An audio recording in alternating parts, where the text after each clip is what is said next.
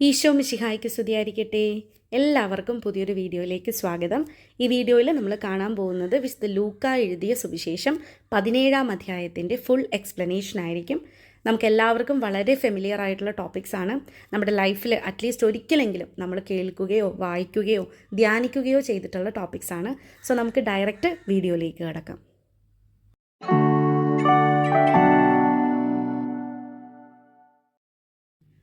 ആദ്യമേ തന്നെ നമ്മുടെ ഈ 17-ാമത്തെ അധ്യായത്തിൽ ടോട്ടൽ 35 വാക്യങ്ങളാണ് ഉള്ളത്. ടോട്ടൽ എത്ര വാക്യങ്ങളാണുള്ളത്? 35 വാക്യങ്ങളാണുള്ളത്. 3 ഹെഡിങ്സ് നമുക്ക് കാണാൻ പറ്റും. 1, ശിഷ്യർക്ക് ഉപദേശങ്ങൾ. 2, 10 കുഷ്ഠരോഗികൾ. 3, മനുഷ്യപുത്രൻ്റെ ആഗമനം. ഇതിൽ ആദ്യത്തെ 2 എക്സ്ക്ലൂസീവായിട്ട് നമുക്ക് വിശുദ്ധ ലൂക്കായുടെ സുവിശേഷത്തിൽ മാത്രം കാണാൻ സാധിക്കുന്ന ഭാഗങ്ങളാണ്. പക്ഷേ 3-ാമത്തെ ആയിട്ടുള്ള മനുഷ്യപുത്രൻ്റെ ആഗമനം നമുക്ക് മത്തായിയുടെ സുവിശേഷത്തിലും റെഫറൻസ് ഉണ്ട് അതിനെക്കുറിച്ച്. അപ്പോൾ ഈ കാര്യങ്ങൾ നമ്മൾ അറിഞ്ഞിരിക്കുക. 35 വാക്യങ്ങളാണുള്ളത്. 3 ഹെഡിങ്സ് ഉണ്ട്, സബ് ഹെഡിങ്സ് ഉണ്ട്. ശിഷ്യർക്ക് ഉപദേശങ്ങൾ, 10 കുഷ്ഠരോഗികൾ, മനുഷ്യപുത്രൻ്റെ ആഗമനം. ശിഷ്യർക്ക് ഉപദേശങ്ങളും 10 കുഷ്ഠരോഗികളും വിശുദ്ധ ലൂക്കായിൽ മാത്രം കാണാൻ പറ്റുന്ന ഭാഗങ്ങളാണ്.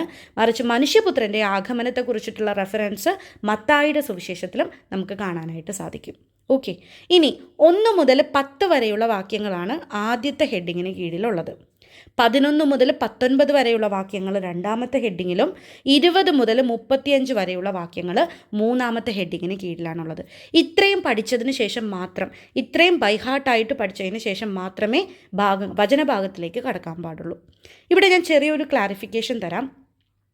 നമ്മുടെ ഈ POC പ്രസിദ്ധീകരണത്തിൻ്റെ ഹാൻഡ് ബൈബിളിൽ 35 വാക്യങ്ങളാണ് കൊടുത്തിട്ടുള്ളത്. പക്ഷേ നമ്മുടെ POCയുടെ തന്നെ ബൈബിൾ ആപ്പ് ഉണ്ട്, ആപ്ലിക്കേഷൻ ഉണ്ട്.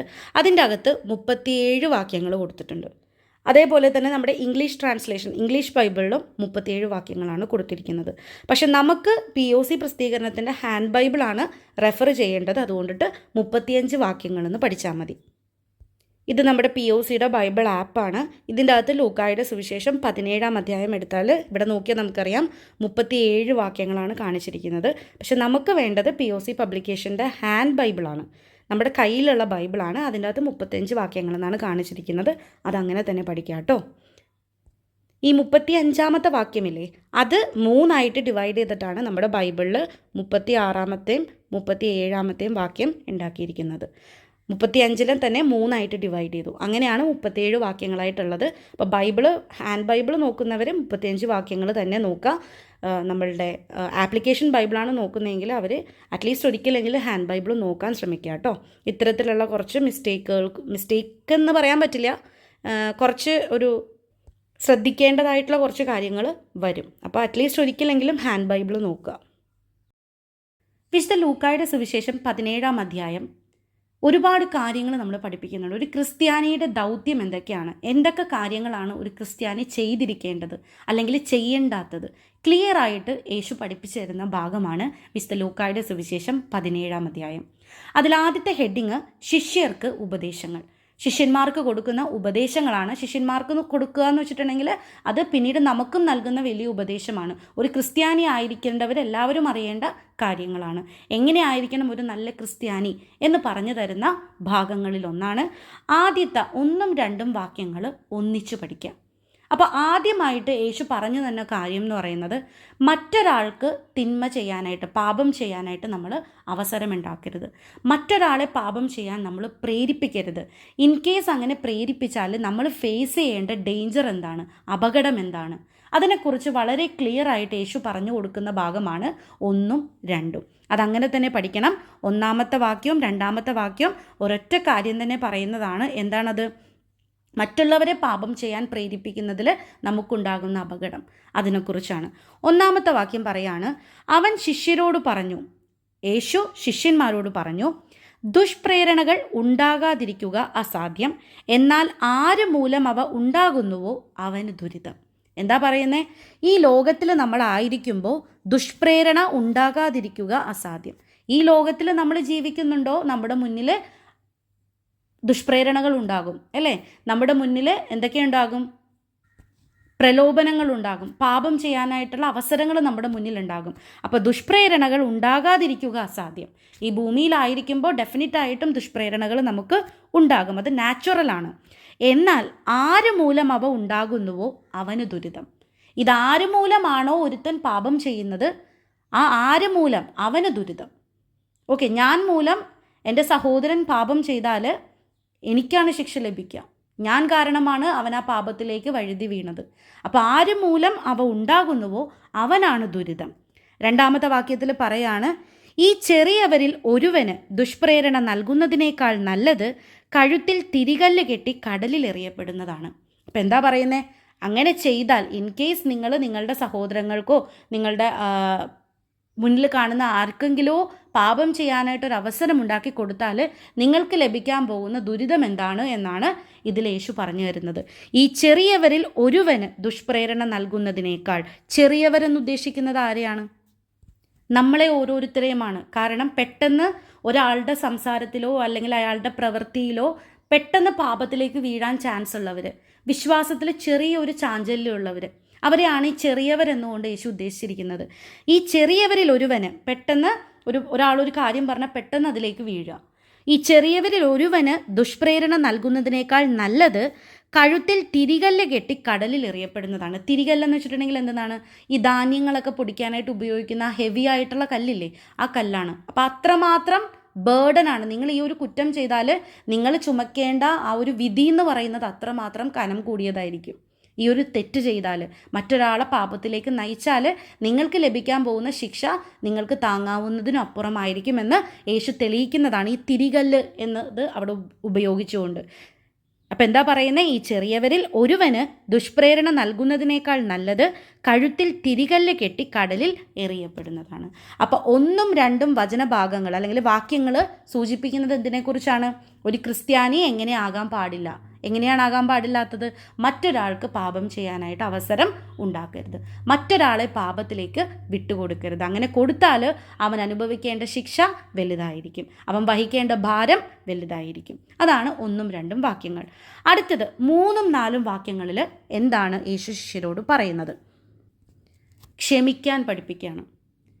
ഓക്കെ, നിന്നോട് ആരെങ്കിലും ഒരു തെറ്റ് ചെയ്താൽ അവൻ പശ്ചാത്തപിക്കുന്നുണ്ടെങ്കിൽ ഡെഫിനറ്റായിട്ട് നീ അവനോട് എന്ത് ചെയ്യണം? ക്ഷമിക്കണം. അപ്പം 3ഉം 4ഉം വാക്യങ്ങളിൽ ഒരു ക്രിസ്ത്യാനി എങ്ങനെ ആയിരിക്കണം എന്ന് യേശു പറയാണ്? ക്ഷമിക്കാൻ പഠിക്കണം, ക്ഷമിക്കണം. ഓക്കെ, 3ാമത്തെ വാക്യം നമുക്ക് നോക്കാം. നിങ്ങൾ ശ്രദ്ധയുള്ളവരായിരിക്കുവിൻ, നിന്റെ സഹോദരൻ തെറ്റ് ചെയ്താൽ അവനെ ശാസിക്കുക, പശ്ചാത്തപിച്ചാൽ അവനോട് ക്ഷമിക്കുക. അപ്പം എന്താ പറയുന്നത്? 3ാമത്തെ വാക്യത്തിൽ ആദ്യമേ പറയുന്നത് എന്താണ്? നിങ്ങൾ ശ്രദ്ധയുള്ളവരായിരിക്കുവിൻ. ഈവൻ അവർ യേശുവിൻ്റെ ശിഷ്യരായിട്ട് പോലും യേശു അവരോട് പറയാണ്, നിങ്ങൾ ശ്രദ്ധയുള്ളവരായിരിക്കുവിൻ. നിങ്ങൾക്കും പാപത്തിലേക്ക് വീഴാനായിട്ടുള്ള സാഹചര്യങ്ങൾ മുന്നിലുണ്ട്. ഓക്കെ, അപ്പം നിങ്ങളും ശ്രദ്ധയുള്ളവരായിരിക്കുവിൻ. നിന്റെ സഹോദരൻ തെറ്റു ചെയ്താൽ അവനെ ശാസിക്കുക. സഹോദരൻ തെറ്റ് ചെയ്താൽ അവനെ അവഗണിച്ചു പോവാനല്ല യേശു പറയുന്നത്, അവനെ നേർവഴിയിൽ നടത്താൻ നീ ആദ്യം ശ്രമിക്കണം. നേർവഴിയിൽ നടത്താൻ നീ ശ്രമിക്കണം. നിന്റെ സഹോദരൻ തെറ്റു ചെയ്താൽ അവനെ ശാസിക്കുക. എന്നിട്ട് അവൻ പശ്ചാത്തപിച്ചാൽ, താൻ ചെയ്തത് തെറ്റാണ് എന്ന് അവൻ മനസ്സിലാക്കി അതിനെക്കുറിച്ച് ഖേദിച്ചാൽ നീ അവനോട് എന്ത് ചെയ്യണം? ക്ഷമിക്കണം. അപ്പോൾ യേശു പഠിപ്പിച്ചു തരുന്ന വലിയൊരു പാഠമാണിത്. നിങ്ങൾ ശ്രദ്ധയുള്ളവരായിരിക്കുവിൻ, നിന്റെ സഹോദരൻ തെറ്റു ചെയ്താൽ അവനെ ശാസിക്കുക, പശ്ചാത്തപിച്ചാൽ അവനോട് ക്ഷമിക്കുക. കഴിഞ്ഞില്ല, വീണ്ടും പറയാണ്, ദിവസത്തിൽ 7 പ്രാവശ്യം അവൻ നിനക്കെതിരായി പാപം ചെയ്യുകയും 7 പ്രാവശ്യവും തിരിച്ചു വന്ന് ഞാൻ പശ്ചാത്തപിക്കുന്നു എന്ന് പറയുകയും ചെയ്താൽ നീ അവനോട് ക്ഷമിക്കണം. എന്ന് വെച്ചിട്ടുണ്ടെങ്കിൽ ഒരു സഹോദരൻ നിൻ്റെ അടുത്ത് ഒരു ദിവസം 7 പ്രാവശ്യം തെറ്റ് ചെയ്യുകയും 7 പ്രാവശ്യം വന്ന് അതിന് മാപ്പ് പറയുകയും ചെയ്താൽ അത്രയും പ്രാവശ്യം നീ അവനോട് ക്ഷമിച്ചിട്ടുണ്ടാവണം. ഓക്കെ, അപ്പോൾ ഇവിടെ എന്തുകൊണ്ടിട്ടായിരിക്കും യേശു 7 എന്ന് എടുത്ത് പറഞ്ഞിരിക്കുന്നത്? ആ ഒരു നമ്പർ എന്തുകൊണ്ടിട്ടായിരിക്കും യേശു ഉപയോഗിച്ചിട്ടുണ്ടാവുന്നത്? കാരണം 7 എന്ന് പറയുന്നത് എപ്പോഴും ഒരു കംപ്ലീറ്റ്നെസ്, ഫുൾഫിൽമെൻറ്റിൻ്റെ നമ്പറാണ് അല്ലേ? കാരണം അതുകൊണ്ടിട്ടാണ് സൃഷ്ടികർമ്മത്തിൽ 6 ദിവസം യേശു സൃഷ്ടികർമ്മങ്ങളെല്ലാം ചെയ്ത് 7ാം ദിവസം യേശു വിശ്രമിച്ചു എന്ന് പറയുന്നുണ്ട്. ഒരു കംപ്ലീറ്റ്നെസ്സിൻ്റെ ഒരു സിമ്പലാണ്, ഒരു ഫുൾനെസ്സിൻ്റെ സിമ്പലാണ് 7 എന്ന് പറയുന്നത്. അതേപോലെ 7ാം ദിവസം സാബത്ത് ആചരിക്കുക. അപ്പോൾ ഒരുപാട് ഇമ്പോർട്ടൻസ് ഉള്ളൊരു നമ്പറാണ് 7. എന്നുവെച്ചാൽ 7 എന്ന് വെച്ചിട്ടുണ്ടെങ്കിൽ കംപ്ലീറ്റായി ഒരാളുടെ ക്ഷമ നശിക്കാനായി 7 പ്രാവശ്യം ഒരു കാര്യം ചെയ്താൽ അയാളുടെ ക്ഷമ നശിക്കും, അയാൾക്ക് പിന്നെ അയാളോട് ക്ഷമിക്കാൻ പറ്റില്ല. എങ്കിൽ പോലും നീ അവനോട് ക്ഷമിക്കണം. അതുകൊണ്ടിട്ടാണ് ഈ 7 എന്നുള്ള നമ്പർ യേശു എടുത്തു പറഞ്ഞിരിക്കുന്നത്. ഓക്കെ, ഫുൾനെസ്സായി, കംപ്ലീറ്റായി. ഒരാൾ ക്ഷമിച്ച് നിൽക്കണേന് ഒരു പരിധിയായി. എങ്കിൽ പോലും അവൻ വന്ന് നിന്നോട് പശ്ചാത്തപിച്ചാൽ നീ അവനോട് ക്ഷമിക്കണം എന്നാണ് യേശു 4-ാമത്തെ വാക്യത്തിൽ പറഞ്ഞു തരുന്നത്. 1ഉം 2ഉം വാക്യത്തിൽ എന്താ പറഞ്ഞിരിക്കുന്നത്? സഹോദരങ്ങൾക്ക്, ചെറിയവർക്ക് നീ എന്ത് ചെയ്യരുത്? പാപം ചെയ്യാനായിട്ടൊരവസരം ഉണ്ടാക്കരുത്. നീ മൂലം ആരും പാപം ചെയ്യരുത്. രണ്ടാമത് 3ഉം 4ഉം വാക്യത്തിൽ എന്താ പറഞ്ഞതിനെ? സഹോദരങ്ങളോട് ക്ഷമിക്കണം, ക്ഷമിക്കാൻ പഠിക്കണം. ഓക്കെ, അതാണ് യേശു ശിഷ്യന്മാർക്ക് കൊടുക്കുന്ന ആദ്യത്തെ 2 കാര്യങ്ങൾ. 5-ാമത്തെ വാക്യത്തിൽ ശിഷ്യന്മാർ യേശുവിനോട് പറയാണ്, അപ്പോൾ അപ്പോസ്തലന്മാർ കർത്താവിനോട് പറഞ്ഞു, ഞങ്ങളുടെ വിശ്വാസം വർദ്ധിപ്പിക്കണമേ.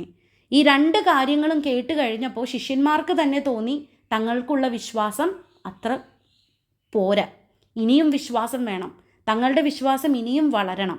അങ്ങനെ കർത്താവിനോട് അവർ പറയാണ്, ഞങ്ങളുടെ വിശ്വാസം വർദ്ധിപ്പിക്കണമേ. ചോദിക്കുകയാണ്. അത് ചോദിക്കാനുള്ളൊരു ഫ്രീഡം യേശു അവർക്ക് കൊടുക്കുകയാണ്. യേശുവും ശിഷ്യന്മാരും തമ്മിലുള്ള ബന്ധത്തിൽ ശിഷ്യന്മാർക്ക് എന്തും യേശുവിനോട് ചോദിക്കാനായിട്ടുള്ളൊരു ഫ്രീഡമാണ് അവിടെ നമുക്ക് കാണാനായിട്ട് സാധിക്കുന്നത്. ഞങ്ങളുടെ വിശ്വാസം വർദ്ധിപ്പിക്കണമേ. നീ പറയുന്നത് കേൾക്കുമ്പോൾ ഞങ്ങളുടെ വിശ്വാസം വളരെ കുറവാണെന്ന് ഞങ്ങൾക്ക് തോന്നുന്നു, അത് വളർത്തണമേ, അത് വർദ്ധിപ്പിക്കണമേ എന്നവർ കർത്താവിനോട് ചോദിക്കുകയാണ്. 6-ാമത്തെ വാക്യത്തിൽ അടുത്തതായിട്ട് കർത്താവ് വിശ്വാസത്തെക്കുറിച്ചാണ് പറയുന്നത്. നിങ്ങൾക്ക് വിശ്വാസം എങ്ങനെ ഉണ്ടാകണം?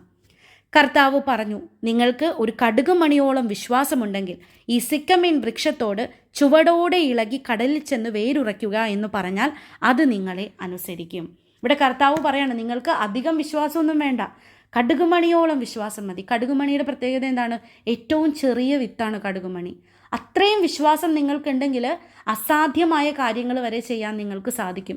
അതിനെ സൂചിപ്പിക്കുന്നതിന് വേണ്ടിയിട്ടാണ് ഈ പറയുന്നത് സിക്കമീൻ വൃക്ഷത്തോട്. സിക്കമീൻ വൃക്ഷത്തിൻ്റെ പ്രത്യേകത എന്ന് പറഞ്ഞിട്ടുണ്ടെങ്കിൽ വളരെ ആഴത്തിലേക്ക് വേര് ഉറച്ചു പോകുന്നൊരു വൃക്ഷമാണ് സിക്കമീൻ വൃക്ഷം.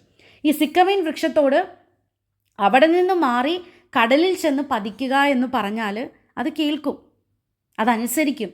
ഒരു വൃക്ഷം അവിടെ നിന്ന് വേര് മാറി കടലിൽ ചെന്ന് പതിക്കുക എന്ന് പറയുന്നത് ഒരു ഇമ്പോസിബിൾ ആയിട്ടുള്ള കാര്യമാണ്, അസാധ്യമായിട്ടുള്ള കാര്യമാണ്. വെറും കടുകുമണിയോളം വിശ്വാസമുണ്ടെങ്കിൽ ഒരു അസാധ്യമായിട്ടുള്ള കാര്യങ്ങൾ പോലും സാധ്യമാക്കാനായിട്ട് സാധിക്കും.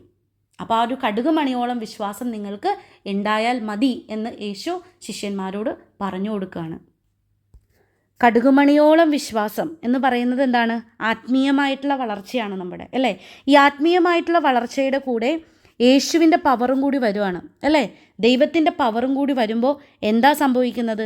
ഇമ്പോസിബിൾ, അസാധ്യമെന്ന് തോന്നുന്ന കാര്യങ്ങൾ പോലും സാധ്യമാവുകയാണ്. നമ്മൾ മനസ്സിൽ പോലും വിചാരിക്കാത്ത കാര്യങ്ങൾ ഫലം പ്രാപിക്കുകയാണ്. അപ്പോൾ ഒരു വലിയൊരു മെസ്സേജാണ് ഈ 6-ാമത്തെ വാക്യത്തിൽ യേശു നമുക്ക് തരുന്നത്. അതോടൊപ്പം തന്നെ 6-ാമത്തെ വാക്യത്തിൽ മറ്റൊരു കാര്യം കൂടി നമ്മൾ ശ്രദ്ധിക്കണം. ശിഷ്യന്മാർ ചോദിച്ച ചോദ്യത്തിനെ യേശു അവഗണിച്ചില്ല. അവർ ചോദിച്ച ചോദ്യത്തിന് യേശു മറുപടി കൊടുക്കുകയാണ്. ഇവിടെ നമുക്ക് കാണാൻ പറ്റും ശിഷ്യരും യേശുവും തമ്മിലുള്ള ബന്ധം. ഓക്കെ, ശിഷ്യന്മാർ ചോദിച്ച നിസ്സാരമെന്ന് കരുതുന്ന ചോദ്യത്തിന് പോലും ഈശോ അവർക്ക് കറക്റ്റായിട്ടുള്ള മറുപടി കൊടുക്കുകയാണ്. അത്രമാത്രം യേശു അടുപ്പിച്ച് നിർത്താൻ ശ്രമിച്ചവരാണ് അപ്പസ്തോലന്മാർ. ഓക്കെ, അടുത്തത് 7-ാമത്തെ വാക്യമാണ്. 7, 8, 9, 10 വാക്യങ്ങളിൽ യേശു വിനയത്തിനെ കുറിച്ചാണ് നമ്മളോട് സംസാരിക്കുന്നത്. വിനയമുള്ളവരായിരിക്കണം, മറ്റുള്ളവർക്ക് വേണ്ടി സേവനം ചെയ്യാനായിട്ടുള്ള മനോഭാവം നമുക്കുണ്ടാവണം എന്ന് തെളിയിക്കുന്ന ഭാഗങ്ങളാണ് 7 മുതൽ 10 വരെയുള്ള വാക്യങ്ങൾ. നിങ്ങളുടെ ഒരു ഭൃത്യൻ ഉഴുകുകയോ ആടുമേയ്ക്കുകയോ ചെയ്തിട്ട് വയലിൽ നിന്ന് തിരിച്ചു വരുമ്പോൾ അവനോട് നീ ഉടനെ വന്ന് ഭക്ഷണത്തിനിരിക്കുക എന്ന് നിങ്ങളിൽ ആരെങ്കിലും പറയുമോ? യേശു ചോദിക്കുകയാണ്, നിങ്ങൾക്കൊരു സെർവൻ്റ് ഉണ്ടെന്ന് വിചാരിക്കുക, ഒരു ഭൃത്യനുണ്ടെന്ന് വിചാരിക്കാം. അവൻ വയലിൽ പോയിട്ട് ആടുകളെ മേയ്ക്കുകയാണ്. ആടുകളെ മേയിച്ച് അവൻ വയലിൽ നിന്ന് തിരിച്ചു വരുമ്പോൾ നിങ്ങളിൽ ആരെങ്കിലും നിങ്ങളുടെ സെർവൻസിനോട് പറയുമോ നീ വന്ന് ഭക്ഷണത്തിന് ഇരിക്കുമെന്ന്? ഒരിക്കലും പറയില്ല. ആദ്യം പറയാൻ പോണത് എന്താണ്? എനിക്ക് വിളമ്പിത്താ, എനിക്ക് ഭക്ഷണം കഴിക്കാനായിട്ടുള്ള സാഹചര്യങ്ങൾ ഉണ്ടാക്കിത്താ, അതിനുശേഷം നിനക്ക് എന്താണെന്ന് വെച്ചിട്ടുണ്ടെങ്കിൽ ആകാം, അല്ലേ? 8-ാമത്തെ വാക്യത്തിൽ പറയാണ്, എനിക്ക് ഭക്ഷണം തയ്യാറാക്കുക, ഞാൻ ഭക്ഷിക്കുകയും പാനം ചെയ്യുകയും ചെയ്യുന്നതുവരെ അരമുറുക്കി എന്നെ പരിചരിക്കുക. അത്രമാത്രം ഇൻറ്റൻസ് ആയിട്ട് നിങ്ങൾ എന്നെ പരിചരിക്കുക. അല്ലാതെ വയലിൽ നിന്ന് പണിയെടുത്ത് വരുന്നവനാണ്, അവൻ ക്ഷീണിച്ചിരിക്കുകയായിരിക്കും, അവനെക്കൊണ്ട് ജോലിയൊന്നും ചെയ്യിപ്പിക്കേണ്ടെന്ന് ഒരു യജമാനനും ചിന്തിക്കില്ല. യജമാനന്മാരെല്ലാവരും ചിന്തിക്കുന്നത് എന്താണ്? അത് അവൻ്റെ ജോലിയാണ്, അവനത് ചെയ്യേണ്ടതാണ്. അവൻ ആട് മേയിച്ച് വന്നാൽ അടുത്ത പണി എന്തെന്നാണ്? എനിക്ക് ഭക്ഷണം തയ്യാറാക്കുക, എന്നെ പരിചരിക്കുക, എന്നെ ഏറ്റവും നല്ല രീതിയിൽ പരിചരിക്കുക. ഓക്കെ, അതിനുശേഷം നിനക്ക് തിന്നുകയും കുടിക്കുകയും ചെയ്യാം എന്നല്ലേ നിങ്ങൾ പറയുക. കറക്റ്റാണ്. ഒരു യജമാനൻ അങ്ങനെയായിരിക്കും ഒരു സെർവൻറ്റിനോട് പെരുമാറുന്നത്. 9-ാമത്തെ വാക്യത്തിൽ പറയാണ്, കൽപ്പിക്കപ്പെട്ടത് ചെയ്തതുകൊണ്ട് ദാസനോട് നിങ്ങൾ നന്ദി പറയുമോ? നിങ്ങളുടെ സെർവൻറ്റ് നിങ്ങൾക്ക് ഇന്ന കാര്യം ചെയ്തു തന്നു എന്ന് പറഞ്ഞ് ആരെങ്കിലും അവനോട് താങ്ക്സ് പറയുമോ? ഇല്ല.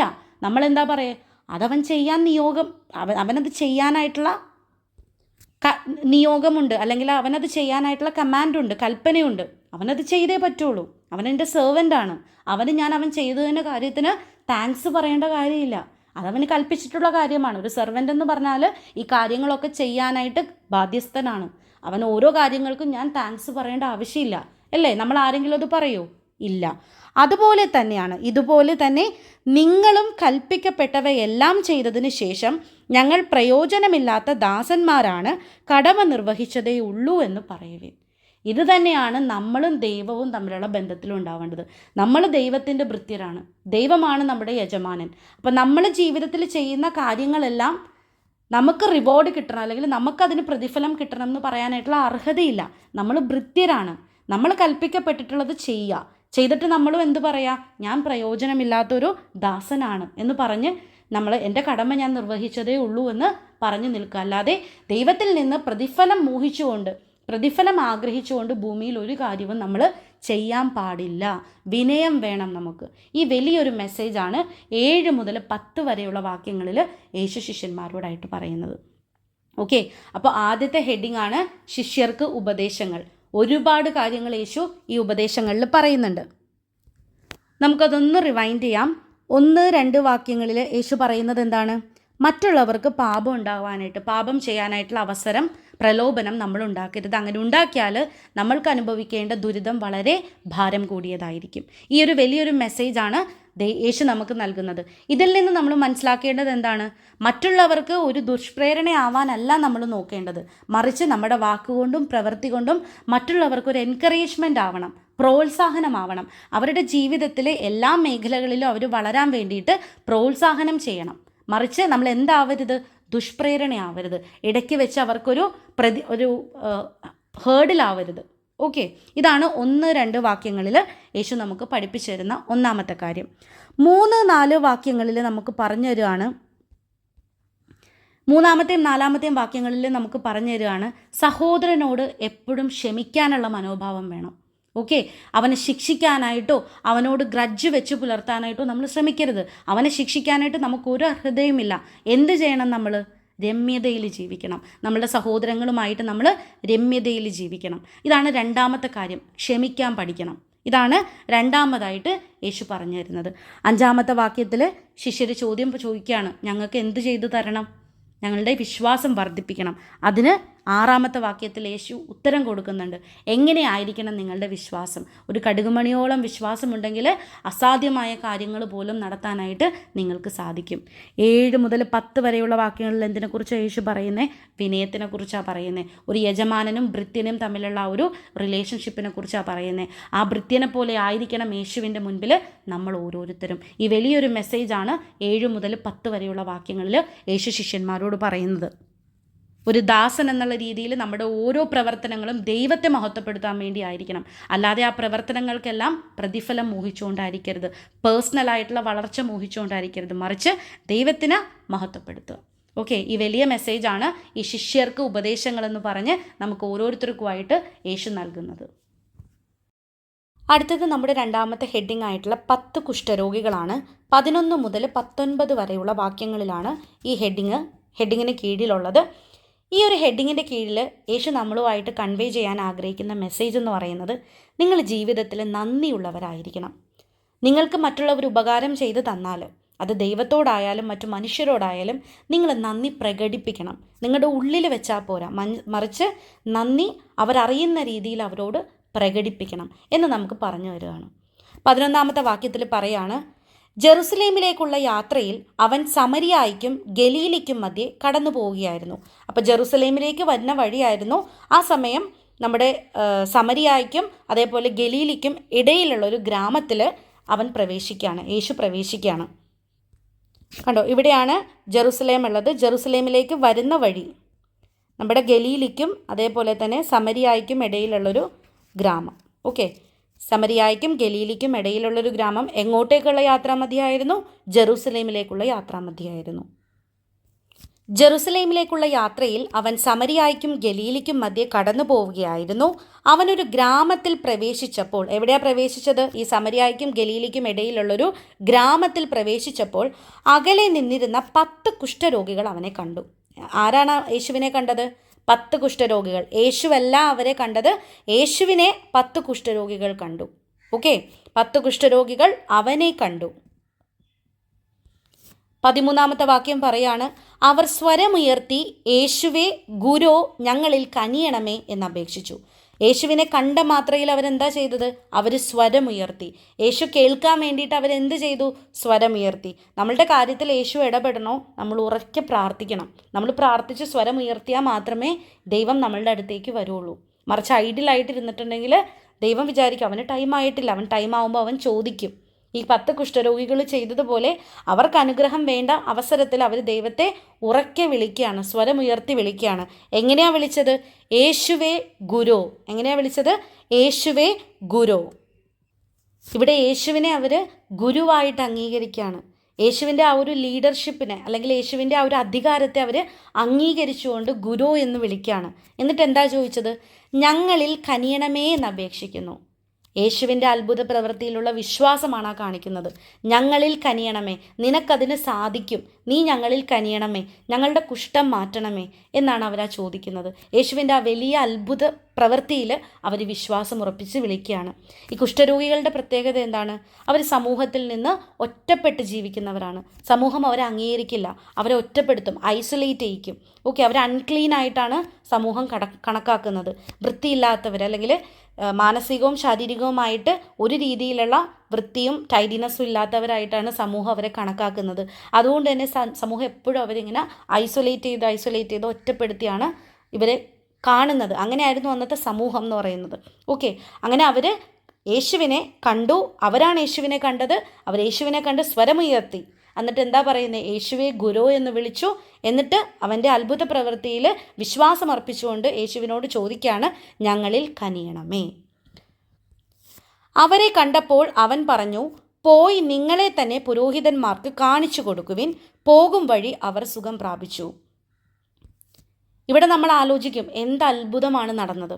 ഇവിടെയാണ് നമ്മൾ തൊട്ടു മുന്നേ ശിഷ്യന്മാർക്ക് പറഞ്ഞു കൊടുത്ത 6-ാമത്തെ വാക്യത്തിൽ പറഞ്ഞു കൊടുത്തില്ലേ, കടുകുമണിയോളം വിശ്വാസം ഉണ്ടെങ്കിൽ. ഇവിടെ യേശു വലിയ അത്ഭുതങ്ങളൊന്നും പ്രവർത്തിച്ചിട്ടില്ല. ഒരു രീതിയിലുള്ള അത്ഭുതങ്ങളും മറ്റുള്ളവർ കാണുകയോ ഈ കുഷ്ഠരോഗികൾ കാണുകയോ യേശു പ്രവർത്തിച്ചിട്ടില്ല. എങ്കിൽ പോലും അവരുടെ ഉള്ളിലുള്ള ആ ഒരു വിശ്വാസം അവർക്ക് സുഖം കൊടുക്കുകയാണ്. അതാണ്, കടുകുമണിയോളം വിശ്വാസമുണ്ടെങ്കിൽ അസാധ്യമെന്ന് ചിന്തിക്കുന്ന കാര്യങ്ങൾ പോലും നമ്മുടെ മുന്നിൽ പ്രാക്ടിക്കലായിട്ട് നടക്കും. അതാണ് പറയുന്നത്. അവരെ കണ്ടപ്പോൾ അവൻ പറഞ്ഞു, ഒന്നും ചെയ്തില്ല, അവൻ പറഞ്ഞേ ഉള്ളൂ, പോയി നിങ്ങളെ തന്നെ പുരോഹിതന്മാർക്ക് കാണിച്ചു കൊടുക്കുവിൻ. അന്ന് അവിടെ ഉണ്ടായിരുന്ന ഒരു സമ്പ്രദായമാണ്, ഇങ്ങനത്തെ അസുഖങ്ങൾ വന്നിട്ടുണ്ടെങ്കിൽ അവിടുത്തെ പുരോഹിതൻ, പ്രധാനമായിട്ടുള്ള പുരോഹിതൻ അത് ഡിക്ലെയർ ചെയ്യണം. ആ വ്യക്തിക്ക് അസുഖം മാറി, ഈ വ്യക്തി ഇനി മുതൽ ശുദ്ധനാണ് എന്ന് ഡിക്ലെയർ ചെയ്താൽ മാത്രമേ സമൂഹം ആ വ്യക്തിനെ പിന്നീട് അംഗീകരിക്കുള്ളൂ. അതുകൊണ്ടിട്ടാണ് ആ പറയുന്നത്, നിന്നെ തന്നെ പുരോഹിതന് കാണിച്ചു കൊടുക്കുക. അവൻ ഡിക്ലെയർ ചെയ്യട്ടെ, നീ പൂർണ്ണമായിട്ടും ശുദ്ധിയുള്ളവനായി എന്ന് പുരോഹിതൻ ഡിക്ലെയർ ചെയ്യാൻ വേണ്ടിയിട്ട് അവരോട് പറയാണ്, നിങ്ങൾ പോയിട്ട് നിങ്ങളെ തന്നെ പുരോഹിതർക്ക് കാണിച്ചു കൊടുക്കൂ. യേശുവിൻ്റെ വാക്ക് കേട്ട് അവർ പോകുകയാണ്. കണ്ട, പോകും വഴി, യേശുവിൻ്റെ വാക്ക് അവർ അനുസരിച്ചു. പോകും വഴി അവർ സുഖം പ്രാപിച്ചു. ആ പോണ വഴിയിൽ അവർ സുഖം പ്രാപിച്ചു. ഇവിടെയാണ് ട്വിസ്റ്റ്. 15-ാമത്തെ വാക്യത്തിലാണ്, അവരിൽ ഒരുവൻ, 10 പേരുണ്ടായിരുന്നു, അവരിൽ ഒരുവൻ താൻ രോഗവിമുക്തനായി എന്ന് കണ്ട്. എന്ത് കണ്ടിട്ടാണ്? തൻ്റെ രോഗം മാറി താൻ ശുദ്ധനായി എന്ന് കണ്ട് ഉച്ചത്തിൽ ദൈവത്തെ സ്തുതിച്ചുകൊണ്ട് തിരിച്ചു വന്നു. രോഗവിമുക്തനായി എന്ന് കണ്ടപ്പോൾ ആദ്യം ചെയ്തത് എന്താണ്? ഉച്ചത്തിൽ ദൈവത്തെ സ്തുതിച്ചു. എന്നിട്ട് അവൻ എന്ത് ചെയ്തു? യേശുവിൻ്റെ അടുത്തേക്ക് തിരികെ വന്നു. ദൈവത്തെ അത് കണ്ട മാത്രയിൽ അവൻ എന്ത് ചെയ്തു? ഉച്ചത്തിൽ ദൈവത്തെ സ്തുതിച്ചു. ദൈവത്തെ സ്തുതിച്ചിട്ട് അവൻ തിരിച്ച് യേശുവിൻ്റെ അടുത്തേക്ക് വരികയാണ്. അവൻ യേശുവിൻ്റെ കാൽക്കൽ സാഷ്ടാംഗം പ്രണമിച്ച് നന്ദി പറഞ്ഞു. അവനൊരു സമരിയാക്കാരനായിരുന്നു. അപ്പം എന്താ പറയുന്നത്? അവൻ യേശുവിൻ്റെ കാൽക്കൽ സാഷ്ടാംഗം പ്രണമിച്ച് നന്ദി പറഞ്ഞു. അവനത് പ്രവർത്തിച്ച് കാണിച്ചു. അവൻ്റെ നന്ദി അവൻ ഉള്ളിൽ വെച്ചില്ല, അവൻ്റെ ഗ്രാറ്റിറ്റ്യൂഡ് അവൻ ഉള്ളിൽ ഒതുക്കിയില്ല, മറിച്ച് അത് പ്രകടിപ്പിച്ചു. നമ്മളും പ്രകടിപ്പിക്കണം. ഓക്കെ, അവൻ യേശുവിൻ്റെ കാൽക്കൽ സാഷ്ടാംഗം പ്രണമിച്ച് നന്ദി പറഞ്ഞു. അവനൊരു സമരിയാക്കാരനായിരുന്നു. എന്തുകൊണ്ടിട്ടായിരിക്കും ഇത് എടുത്തു പറഞ്ഞിട്ടുണ്ടാവുന്നത്? യഹൂദന്മാർ അകറ്റി നിർത്തിയിരുന്ന, അല്ലെങ്കിൽ തങ്ങളുടെ കൂട്ടത്തിൽ കൂട്ടാതിരുന്ന ഒരു ഗ്രൂപ്പ് ഓഫ് പീപ്പിൾ ആയിരുന്നു സമരിയാക്കാരെന്ന് പറയുന്നത്. ഓക്കെ, അപ്പോൾ യഹൂദന്മാർ ഔട്ട്സൈഡേഴ്സ് ആയിട്ട് കണ്ടിരുന്ന, യഹൂദന്മാരുടെ അത്രയും പോലും വിശ്വാസമില്ലാന്ന് യഹൂദന്മാർ വിചാരിച്ചിരുന്ന കൂട്ടരാണ് സമരിയാക്കാർ. അതുകൊണ്ടിട്ടാണ് അത്രയും റിമാർക്കബിൾ ആയിട്ട് യേശു അത് എടുത്തു പറയുന്നത് അവനൊരു സമരിയാക്കാരനായിരുന്നു. വചനഭാഗത്തിൽ അത് എടുത്തു പറയുന്നത് അവനൊരു സമരിയാക്കാരനായിരുന്നു. യഹൂദന്മാരെ പോലെ വിശ്വാസമുള്ളവനായിരുന്നില്ല, അത്രമാത്രം പരിച്ഛേദനം സ്വീകരിച്ചവനായിരുന്നില്ല. അവനൊരു സമരിയാക്കാരനായിരുന്നു, അവനൊരു ഔട്ട്സൈഡർ ആയിരുന്നു. 17-ാമത്തെ വാക്യത്തിൽ പറയാണ്, യേശു ചോദിച്ചു, 10 പേരല്ലേ സുഖപ്പെട്ടത്, ബാക്കി 9 പേർ എവിടെ? അപ്പോൾ യേശു അവനോട് ചോദിക്കുകയാണ്, നിന്റെ കൂട്ടത്തിൽ ബാക്കിയും ആളുകളുണ്ടല്ലോ, 10 പേരല്ലേ സുഖപ്പെട്ടത്? അപ്പോഴും യേശു സുഖപ്പെടുത്തിയത് എന്ന് പറഞ്ഞില്ല. നിങ്ങളുടെ വിശ്വാസം നിങ്ങളെ രക്ഷിച്ചു എന്നുള്ള രീതിയിലാണ് യേശു പറയുന്നത്. 10 പേരല്ലേ സുഖപ്പെട്ടത്, ബാക്കി 9 പേർ എവിടെ? 18-ാമത്തെ വാക്യത്തിൽ പറയാണ്, ഈ വിജാതീയനല്ലാതെ മറ്റാർക്കും തിരിച്ചു വന്ന് ദൈവത്തെ മഹത്വപ്പെടുത്തണമെന്ന് തോന്നിയില്ലേ? വീണ്ടും യേശു ചോദിക്കുകയാണ്, ഈ വിജാതീയനല്ലാതെ, വിജാതീയെന്ന് പറയാൻ കാര്യം എന്താണ്? യഹൂദന്മാർ പുറംപോക്കുകളായിട്ട്, പുറം നാട്ടുകാരായിട്ട് കൺസിഡർ ചെയ്ത ആൾക്കാരാണ് സമരിയാക്കാർ. അവർ വിജാതീയരാണ്, യഹൂദരല്ല, പരിച്ഛേദനം സ്വീകരിക്കാത്ത ആളുകളാണ്. അതാണ് പറയുന്നത്, ഈ വിജാതീയനല്ലാതെ, സമരിയാക്കാരനല്ലാതെ മറ്റാർക്കും തിരിച്ചു വന്ന് ദൈവത്തെ മഹത്വപ്പെടുത്തണമെന്ന് തോന്നിയില്ലേ? അപ്പോൾ ആദ്യം ചോദിച്ചു, നിൻ്റെ കൂടെ 10 പേരല്ലേ സുഖപ്പെട്ടത് ടോട്ടൽ, അതിൽ 9 പേരെവിടെ? ഈ വിജാതീയനല്ലാതെ മറ്റാർക്കും തിരിച്ചു വന്ന് ദൈവത്തെ മഹത്വപ്പെടുത്തണമെന്ന് തോന്നിയില്ലേ? 19-ാമത്തെ വാക്യത്തിൽ അനന്തരം യേശു അവനോട് പറഞ്ഞു, എഴുന്നേറ്റ് പോയിക്കൊള്ളുക, നിന്റെ വിശ്വാസം നിന്നെ രക്ഷിച്ചിരിക്കുന്നു. കണ്ടോ, നിന്റെ വിശ്വാസം നിന്നെ രക്ഷിച്ചിരിക്കുന്നു. അവിടെ എൻ്റെ പ്രവൃത്തിയുടെ ഫലമല്ല, നിൻ്റെ വിശ്വാസമാണ് നിന്നെ രക്ഷിച്ചിരിക്കുന്നത്. അപ്പോൾ ആ കടുകുമണിയോളം വിശ്വാസമുണ്ടെങ്കിൽ അസാധ്യമായിട്ടുള്ള കാര്യങ്ങൾ പോലും സാധ്യമാക്കാൻ പറ്റുമെന്ന് യേശു തെളിയിച്ചു. ആ ഒരു മൊമെൻറ്റിൽ തന്നെ യേശു തെളിയിച്ചു തന്നൊരു അത്ഭുതമാണ് 10 കുഷ്ഠരോഗികൾ സുഖപ്പെട്ട കാര്യം. ഓക്കെ, അപ്പോൾ പറയാണ്, അനന്തരം യേശു അവനോട് പറഞ്ഞു, സാഷ്ടാംഗം വീണ് നന്ദി പറയുന്ന അവനോട് പറഞ്ഞു, എഴുന്നേറ്റ് പോയിക്കൊള്ളുക, നിൻ്റെ വിശ്വാസം നിന്നെ രക്ഷിച്ചിരിക്കുന്നു. ഓക്കെ, ഇതാണ് 2-ാമത്തെ ഹെഡിങ്. അടുത്തതായിട്ട് നമ്മുടെ 3-ാമത്തെ ഹെഡിങ് ആണ് മനുഷ്യപുത്രൻ്റെ ആഗമനം. 20 മുതൽ 35 വരെയുള്ള വാക്യങ്ങളാണ്. 20-ാമത്തെ വാക്യം നമുക്ക് നോക്കാം. ദൈവരാജ്യം എപ്പോഴാണ് വരുന്നത് എന്ന് ഫരീസേയർ ചോദിച്ചതിന് അവൻ മറുപടി പറഞ്ഞു, പ്രത്യക്ഷമായ അടയാളങ്ങളോടുകൂടെയല്ല ദൈവരാജ്യം വരുന്നത്. അപ്പോൾ ഫരീസേയർ എപ്പോഴും യേശുവിനെ കൊടുക്കാൻ രീതിയിലുള്ള ചോദ്യങ്ങളാണ് ചോദിക്കാറ്, യേശുവിനെ തോൽപ്പിക്കാൻ രീതിയിലുള്ള ചോദ്യങ്ങളാണ് ചോദിക്കാറ്. അത്തരത്തിലൊരു ചോദ്യം ഫരീസേയർ ചോദിക്കുകയാണ്, എപ്പോഴായിരിക്കും ദൈവരാജ്യം വരുന്നത്? നീ വലിയ ദൈവത്തിൻ്റെ പുത്രനല്ലേ, നീ നിന്നെ തന്നെ ദൈവത്തിൻ്റെ പുത്രൻ എന്ന് വിളിക്കുന്നവനല്ലേ, എങ്കിൽ പറ, എപ്പോഴായിരിക്കും ദൈവരാജ്യം വരുന്നത്? ഫരീസേയരുടെ ഈ ചോദ്യത്തിന് യേശു ബ്രില്യൻ്റ് ആയിട്ട് മറുപടി പറയാണ്, പ്രത്യക്ഷമായ അടയാളങ്ങളോടുകൂടെയല്ല ദൈവരാജ്യം വരുന്നത്. ദൈവരാജ്യം വരുന്നതും ഈ നമ്മൾ ചിന്തിച്ചു വെച്ചിരിക്കുന്ന പോലെ, ഡ്രാമയിലൊക്കെ കാണുന്ന പോലെ ഡ്രമാറ്റിക്കായിട്ട് മേഘം തുറന്ന് അങ്ങനെയൊന്നും ആയിരിക്കില്ല, കാണാൻ വിസിബിൾ ആയിരിക്കില്ല, നമ്മൾക്ക് പ്രത്യക്ഷത്തിൽ കാണാൻ പറ്റുന്ന രീതിയിലായിരിക്കില്ല ദൈവം വരുന്നത്, ദൈവരാജ്യം വരുന്നത്. ഒരു പൊളിറ്റിക്കലി നമ്മൾ വിചാരിച്ച് വെച്ചിരിക്കുന്ന രീതിയിലോ മാനിഫെസ്റ്റേഷൻസിലോ ഒന്നും ആയിരിക്കില്ല ദൈവം വരാൻ പോകുന്നത്. പ്രത്യക്ഷമായിട്ടുള്ള ഒരു കാര്യങ്ങളോ അടയാളങ്ങളോ ഒന്നുമില്ലാതെ ആയിരിക്കും ദൈവരാജ്യം വരാൻ പോകുന്നത്. വളരെ ക്ലിയർ ആയിട്ട് പറഞ്ഞു തന്നു. ഇതിനർത്ഥം എന്താണ്? പെട്ടെന്നായിരിക്കും, അൺഎക്സ്പെക്റ്റഡ് ആയിട്ട്, പ്രതീക്ഷിക്കാത്ത സമയത്തായിരിക്കും ദൈവരാജ്യം വരുന്നത്.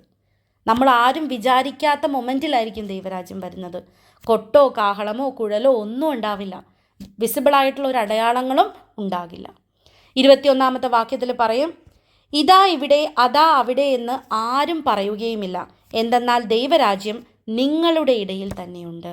എന്താ പറയുന്നത്? ഇതാ ഇവിടെ അതാ അവിടെ എന്ന് ആരും പറയുകയില്ല എന്ന് വെച്ചാൽ, അങ്ങനെ പറയാനായിട്ട് അത് വിസിബിൾ ആയിരിക്കില്ല, പ്രത്യക്ഷമായിരിക്കില്ല, മറിച്ച് അത് മനസ്സുകളിലാണ്, സ്പിരിച്വലി ആത്മീയമായിട്ടാണുള്ളത്. അത് നിങ്ങളുടെ ഇടയിൽ തന്നെയുണ്ട്, ഈ സമൂഹത്തിൻ്റെ ഇടയിലുണ്ട്, ഈ ജനതകളുടെ ഹൃദയത്തിലുണ്ട്. ക്ലിയർ ആയിട്ട് ഈശോ പറഞ്ഞു കൊടുക്കുകയാണ്, ദൈവരാജ്യം നമ്മുടെ ഓരോരുത്തരുടെയും ഹൃദയത്തിലാണ്, ദൈവരാജ്യം നമ്മുടെ ഓരോരുത്തരുടെയും ആത്മീയമായിട്ടുള്ള വളർച്ചയിലാണ്.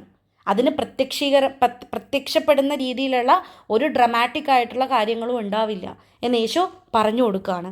22-ാമത്തെ വാക്യത്തിൽ പറയാണ്, അവൻ ശിഷ്യരോട് പറഞ്ഞു, 22-ാമത്തെ വാക്യത്തിൽ ശിഷ്യരോട് പ്രത്യേകം സൂക്ഷിക്കാൻ പറയാണ്. മനുഷ്യപുത്രൻ്റെ ദിവസങ്ങളിൽ ഒന്ന് കാണാൻ നിങ്ങൾ ആഗ്രഹിക്കുന്ന സമയം വരും, എന്നാൽ നിങ്ങൾ കാണുകയില്ല. എന്താ പറയുന്നത്? മനുഷ്യപുത്രൻ്റെ ആഗമനം കാണാൻ നിങ്ങൾ ആഗ്രഹിക്കും, പക്ഷെ അതിലൊന്നും നിങ്ങൾക്ക് കാണാൻ പറ്റില്ല, വിസിബിൾ ആയിരിക്കില്ല. അത് ഞാൻ നേരത്തെ പറഞ്ഞതുപോലെ ഹൃദയങ്ങളിലാണ്, ജനങ്ങൾക്കിടയിലാണ്, അവരുടെ ആത്മീയമായിട്ടുള്ള മേഖലകളിലായിരിക്കും ദൈവരാജ്യം ഉണ്ടാവുന്നത്. അതാ അവിടെ, ഇതാ ഇവിടെ എന്നവർ നിങ്ങളോട് പറയും, നിങ്ങൾ പോകരുത്, അവരെ നിങ്ങൾ അനുഗമിക്കുകയും അരുത്. ഇനി ദൈവരാജ്യം കണ്ടു എന്നും പറഞ്ഞ് കുറേ ആളുകൾ നിങ്ങളുടെ അടുത്ത് വരും. കുറേ റൂമേഴ്സായിട്ടും കുറേ വ്യാജമായിട്ടുള്ള പ്രവചനമായിട്ടും നിങ്ങളുടെ അടുത്ത് വരും. ശിഷ്യരോട് പറയാൻ കേട്ടോ, അവർ നിങ്ങളോട് പറയും, ദേ ഇവിടെ ഞങ്ങൾ കണ്ടു ദൈവരാജ്യം, അവിടെ ദൈവരാജ്യം വരുന്നുണ്ട് എന്നൊക്കെ നിങ്ങളോട് വന്ന് പറയും. പക്ഷെ നിങ്ങൾ അവരുടെ പുറകെ പോകരുത്. നിങ്ങൾ ആ തെറ്റായ പ്രവാചകന്മാരുടെയോ ഈ തെറ്റായ കാര്യങ്ങളോ റൂമേഴ്സോ പറയുന്നവരുടെയോ പുറകെയോ നിങ്ങൾ പോകരുത് എന്ന് ശിഷ്യരോട് യേശു പറഞ്ഞു കൊടുക്കുകയാണ്. 24-ാമത്തെ വാക്യത്തിൽ പറയാണ്, ആകാശത്തിൻ്റെ ഒരറ്റത്ത് നിന്ന് മറ്റേ അറ്റത്തേക്ക് പായുന്ന മിന്നൽ പിണർ പ്രകാശിക്കുന്നത് പോലെ ആയിരിക്കും തൻ്റെ ദിവസത്തിൽ മനുഷ്യപുത്രൻ. എന്താ ഉദ്ദേശിക്കുന്നത്? മിന്നൽ പിണറിൻ്റെ പ്രത്യേകത എന്താണ്? പെട്ടെന്നായിരിക്കും, ഒരു സഡൻ ആയിട്ടുള്ള പോക്കായിരിക്കും. ഒരറ്റത്ത് നിന്ന് മറ്റേ അറ്റത്തേക്ക്, ആകാശത്തിൻ്റെ ഒരറ്റത്ത് നിന്ന് മറ്റേ അറ്റത്തേക്ക് വളരെ സഡൻ ആയിട്ടായിരിക്കും പോകുന്നത്, അല്ലേ? അത്രമാത്രം സഡനായിട്ടായിരിക്കും മനുഷ്യപുത്രൻ തൻ്റെ ആഗമന ദിവസത്തിൽ വരാൻ പോകുന്നത്. അത്രമാത്രം സ്പോണ്ടേനിയസ്, പെട്ടെന്നായിരിക്കും കാര്യങ്ങൾ സംഭവിക്കാൻ പോകുന്നത്. 25-ാമത്തെ വാക്യത്തിൽ പറയാണ്, എന്നാൽ ആദ്യമേ അവൻ വളരെ കഷ്ടതകൾ സഹിക്കുകയും ഈ തലമുറയാൽ ഉപേക്ഷിക്കപ്പെടുകയും ചെയ്യേണ്ടിയിരിക്കുന്നു. അപ്പോൾ എന്താ പറയുന്നത്? ഇതൊക്കെ സംഭവിക്കുന്നതിന് മുൻപ് മനുഷ്യപുത്രൻ വീണ്ടും ആഗമനം ആകുന്നതിന് മുന്നേ ആദ്യമേ അവൻ എന്ത് ചെയ്തും ഒരുപാട് കഷ്ടതകൾ സഹിക്കും. അവൻ്റെ ആ ഒരു പീഡാസഹനത്തെയാണ് സൂചിപ്പിക്കുന്നത്. ഈ തലമുറയാൽ ഉപേക്ഷിക്കപ്പെടുകയും ചെയ്യേണ്ടിയിരിക്കുന്നു. അവൻ്റെ വരാനിരിക്കുന്ന കുരിശുമരണത്തെയാണ് അവിടെ ഉദ്ദേശിക്കുന്നത്. ഇതൊക്കെ കഴിഞ്ഞ അവസാനമാണ് മനുഷ്യപുത്രൻ ആ ദിവസത്തിൽ മിന്നൽ പിണര് വന്ന പോലെ അത്രയും വേഗത്തിൽ വരാൻ പോകുന്നത്. 26-ാമത്തെ വാക്യത്തിൽ യേശു കുറേ കൂടി ക്ലാരിറ്റിയോടുകൂടി കൊടുക്കുകയാണ്. എന്താണ് ഈ സഡൻ, ഈ പെട്ടെന്ന് വരും എന്ന് ഉദ്ദേശിക്കുന്നത് എങ്ങനെയാണ്? അതിനൊരു എക്സാമ്പിൾ പറയുകയാണ് 26-ാമത്തെ വാക്യത്തിൽ.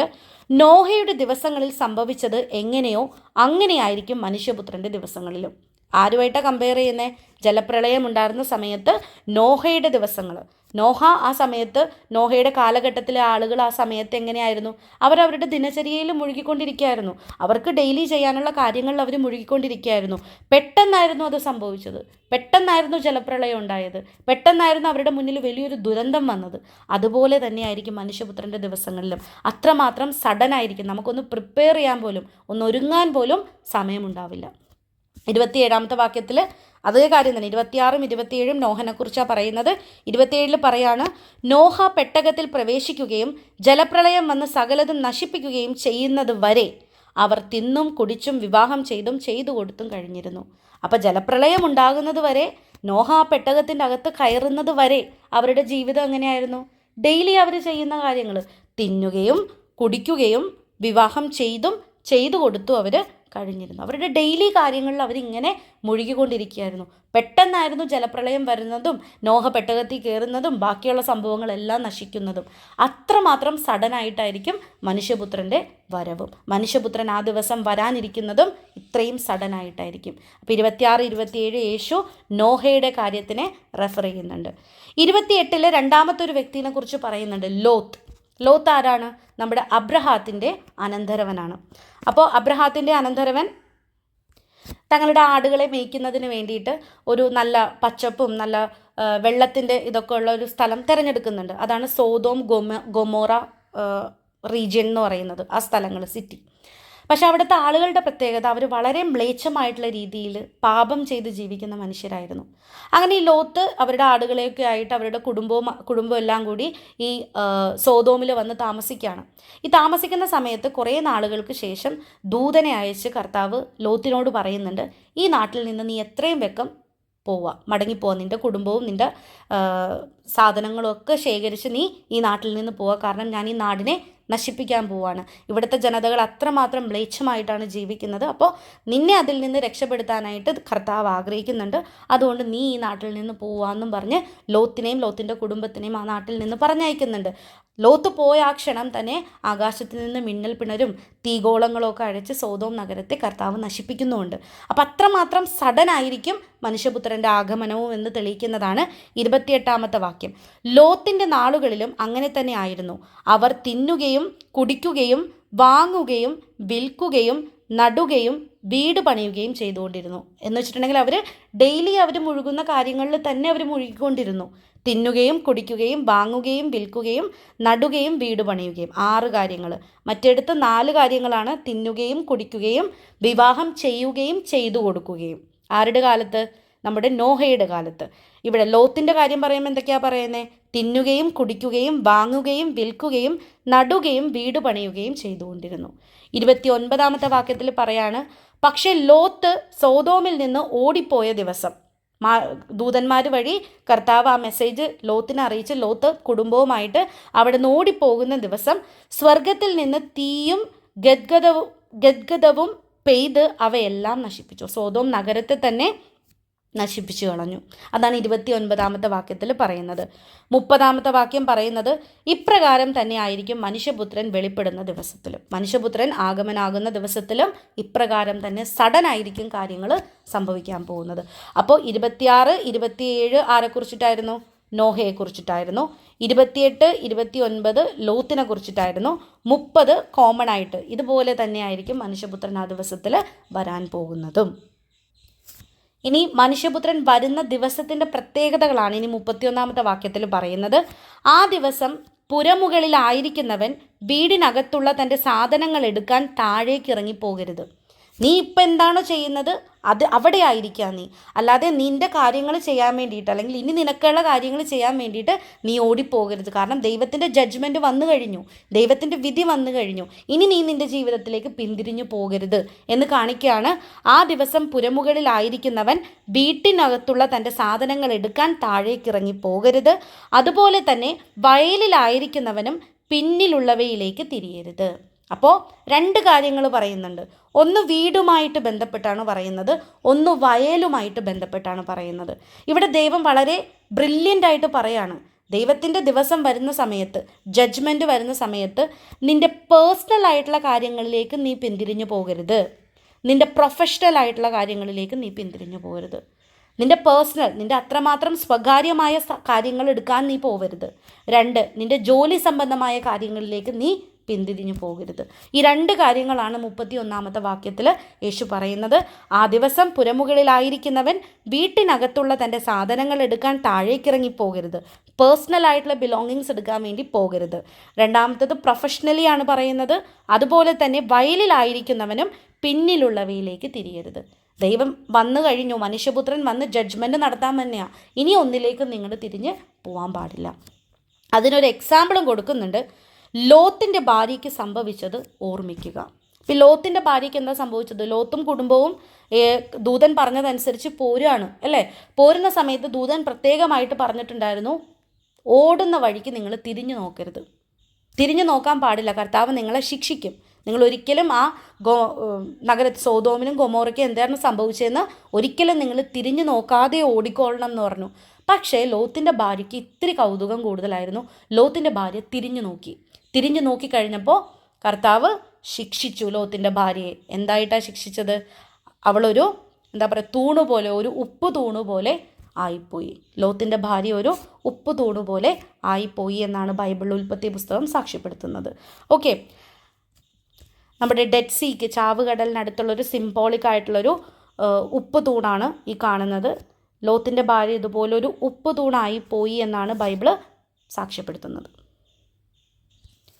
തൻ്റെ ജീവൻ നിലനിർത്താൻ പരിശ്രമിക്കുന്നവൻ അത് നഷ്ടപ്പെടുത്തും. അപ്പം ലോത്തിൻ്റെ ഭാര്യയുടെ അനുഭവം വെച്ചിട്ട് പറയാണ്, തൻ്റെ ജീവൻ നിലനിർത്താൻ പരിശ്രമിക്കുന്നവൻ അത് നഷ്ടപ്പെടുത്തും, എന്നാൽ തൻ്റെ ജീവൻ നഷ്ടപ്പെടുത്തുന്നവൻ അത് ദൈവത്തിൽ നിലനിർത്തും.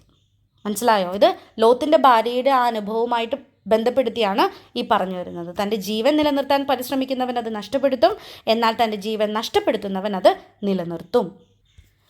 ഞാൻ നിങ്ങളോട് പറയുന്നു, അന്നു രാത്രി ഒരു കട്ടിലിൽ 2 പേർ ഉണ്ടായിരിക്കും, ഒരാൾ എടുക്കപ്പെടും, മറ്റേയാൾ അവശേഷിക്കും. ആഗമന ദിവസം കർത്താവിൻ്റെ വിധി വരും, ജഡ്ജ്മെൻറ്റ് വരും. അതിൽ ഒരാൾ എടുക്കപ്പെടും, ഒരാൾ എന്ത് ചെയ്യും? അവശേഷിക്കും. അതുപോലെ തന്നെ 2 സ്ത്രീകൾ ഒരുമിച്ച് ധാന്യം പൊടിച്ചുകൊണ്ടിരിക്കും, ഒരുവൾ എടുക്കപ്പെടും, മറ്റവൾ അവശേഷിക്കും. അപ്പോൾ 2 പേരുള്ള സ്ഥലങ്ങളിൽ ഒരാൾ എടുക്കപ്പെടും. ആദ്യം കട്ടിലിൽ കിടക്കുന്നവരാണ്, അതിലൊരാൾ എടുക്കപ്പെടും, ഒരാൾ അവശേഷിക്കും. അതേപോലെ തന്നെ 35-ാമത്തെ വാക്യത്തിൽ 2 സ്ത്രീകൾ ധാന്യങ്ങൾ പൊടിക്കണയായിരിക്കും, ഒരുവൾ എടുക്കപ്പെടും, മറ്റവൾ അവശേഷിക്കും. ഇവിടെ എന്തായിരിക്കും ഉദ്ദേശിച്ചിട്ടുണ്ടാവുന്നത്? വിധി ദിവസത്തിൽ നീതിമാന്മാർ ദൈവത്തിൻ്റെ കൂടെ ആയിരിക്കും. ദൈവം അവരെ എടുക്കും, തൻ്റെ കൂടെ ആയിരിക്കാൻ വേണ്ടിയിട്ട് നീതിമാന്മാരെ എടുക്കും. പക്ഷെ പാപം ചെയ്യുന്നവനെ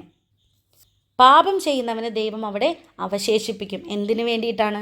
ആ വിധി നേരിടാൻ വേണ്ടിയിട്ട്, യേശുവിൻ്റെ ആ ജഡ്ജ്മെൻറ്റ് നേരിടാൻ വേണ്ടിയിട്ട്, ദൈവത്തിൻ്റെ വിധി നേരിടാൻ വേണ്ടിയിട്ട് പാപം ചെയ്യുന്നവൻ അവശേഷിപ്പിക്കും. അതാണ് എടുക്കും, അവശേഷിപ്പിക്കും. എടുക്കും എന്ന് ഉദ്ദേശിക്കുന്നത് എന്തായിരിക്കും? നീതിമാന്മാർ ദൈവത്തെ കാണാൻ വേണ്ടിയിട്ട് കൂട്ടിക്കൊണ്ടുപോകും, ദൈവത്തിൻ്റെ അടുത്തായിരിക്കാൻ വേണ്ടിയിട്ട് കൂട്ടിക്കൊണ്ടുപോകും. അവശേഷിപ്പിക്കും എന്ന് പറയുന്നതോ പാപികളെ വിധിക്ക് വേണ്ടിയിട്ട്, ന്യായവിധിക്ക് വേണ്ടിയിട്ട്, ജഡ്ജ്മെൻറ്റിന് വേണ്ടിയിട്ട് ഭൂമിയിൽ തന്നെ അവശേഷിപ്പിക്കും.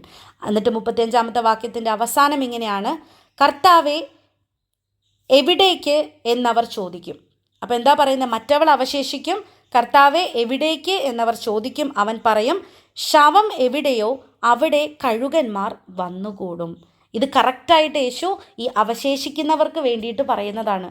ശവം എവിടെയോ അവിടെ കഴുകന്മാർ വന്നുകൂടും. തെറ്റ് ചെയ്തിട്ടുണ്ടോ അവൻ വിധി നേരിടേണ്ടി വരും. അതാണ് ശവം എവിടെയോ കഴുകന്മാർ വന്നുകൂടും. ഈ അവശേഷിക്കുന്നവർ അവരുടെ ജീവിതത്തിൽ അവർ ചെയ്തു പോയ മ്ലേച്ഛമായ കാര്യങ്ങൾ, അവരുടെ തെറ്റുകൾക്ക് അവർ വൻ വിധി ദിവസത്തിൽ, ന്യായവിധി ദിവസത്തിൽ വലിയ വില കൊടുക്കേണ്ടി വരും. ആ വിധിയിൽ അവർ നേരിടേണ്ടി വരും. അത് ഏറ്റവും മനോഹരമായിട്ടുള്ള രീതിയിൽ യേശു അങ്ങനെയാണ് എന്ന് സ്ഥാപിച്ചുറപ്പിച്ച് പറയുന്ന ഭാഗം കൂടിയാണ് ഈ 35-ാമത്തെ വാക്യം എന്ന് പറയുന്നത്. മനുഷ്യപുത്രൻ്റെ ആഗമനം മത്തായിയുടെ സുവിശേഷത്തിലും ഇതിൻ്റെ റെഫറൻസ് നമുക്ക് കാണാനായിട്ട് സാധിക്കും. 20 മുതൽ 35 വരെയുള്ള വാക്യങ്ങളാണ്. അതിൽ 20-21 ഫരീസേയർ ചോദിച്ച ചോദ്യത്തിനുള്ള ചോദ്യവും യേശു അതിന് കൊടുക്കുന്ന മറുപടിയുമാണ്. 22 യേശു ശിഷ്യന്മാരോട് പറയുന്ന മറുപടിയാണ്. ശിഷ്യന്മാർക്ക് ഒരുപാട് കാര്യങ്ങൾ മനുഷ്യപുത്രൻ്റെ ആഗമനത്തിനെ സംബന്ധിച്ച് പറഞ്ഞു കൊടുക്കുന്നുണ്ട്. അതിൽ 26, 27 വാക്യങ്ങൾ നോഹയുടെ കാലഘട്ടത്തെക്കുറിച്ചും 28, 29 വാക്യങ്ങൾ ലോത്തിൻ്റെ കാലഘട്ടത്തിനെക്കുറിച്ചും പറയുന്നുണ്ട്. 30, 31 വാക്യങ്ങളിൽ മനുഷ്യപുത്രൻ്റെ ആഗമന ദിവസം നമ്മൾ എങ്ങനെയായിരിക്കണം, പേഴ്സണലി ഉള്ള കാര്യങ്ങൾ എടുക്കാനോ പ്രൊഫഷണലി ഉള്ള കാര്യങ്ങൾ എടുക്കാനോ നമ്മൾ പോകരുത്. അങ്ങനെ പോയാൽ ലോത്തിൻ്റെ ഭാര്യയ്ക്ക് സംഭവിച്ചത് നമുക്ക് സംഭവിക്കും. സ്വന്തം ജീവൻ നഷ്ടപ്പെടുത്തുന്നവൻ അത് വീണ്ടെടുക്കും, സ്വന്തം ജീവൻ രക്ഷിക്കാൻ ആഗ്രഹിക്കുന്നവൻ അത് നഷ്ടപ്പെടുത്തും. ഇത്തരം കാര്യങ്ങൾ പറഞ്ഞിട്ട് ഏറ്റവും ലാസ്റ്റ് യേശു പറയുകയാണ്, 2 പേര്, അത് കട്ടിലിൽ കിടക്കുന്ന 2 പേരിൽ ഒരുവൻ എടുക്കും, ഒരുവൻ അവശേഷിക്കും. ധാന്യങ്ങൾ പൊടിക്കുന്ന സ്ത്രീകളിൽ ഒരാൾ എടുക്കപ്പെടും, ഒരാൾ അവശേഷിക്കും. എന്ന് വെച്ചിട്ടുണ്ടെങ്കിൽ എടുക്കപ്പെടുന്നവൻ യേശുവിൻ്റെ കൂടെ ആയിരിക്കുവാനും അവശേഷിക്കുന്നവൻ വിധി നേരിടുവാനും ആയിട്ട് ഭൂമിയിലുണ്ടായിരിക്കും. ഇത്രയുമാണ് നമ്മുടെ 17-ാമത്തെ അധ്യായം. ഈ വീഡിയോ നിങ്ങൾക്ക് യൂസ്ഫുൾ ആയി എന്ന് വിശ്വസിക്കുന്നു. വീഡിയോസ് ഇഷ്ടപ്പെടുകയാണെങ്കിൽ തീർച്ചയായിട്ടും ചാനൽ സബ്സ്ക്രൈബ് ചെയ്യണം. ഒപ്പം വീഡിയോസ് ലൈക്കും നിങ്ങളുടെ ഫാമിലിക്കും ഫ്രണ്ട്സിനും ഒക്കെ ഷെയർ ചെയ്ത് കൊടുക്കണം. അതോടൊപ്പം തന്നെ നിങ്ങളുടെ വിലയേറിയ സജഷൻസ് കമൻസ് ആയിട്ട് അറിയിക്കുകയും വേണം. എന്നെ കേട്ടുകൊണ്ടിരിക്കുന്ന നിങ്ങളെല്ലാവരെയും ഈശോ സമൃദ്ധമായിട്ട് അനുഗ്രഹിക്കട്ടെ.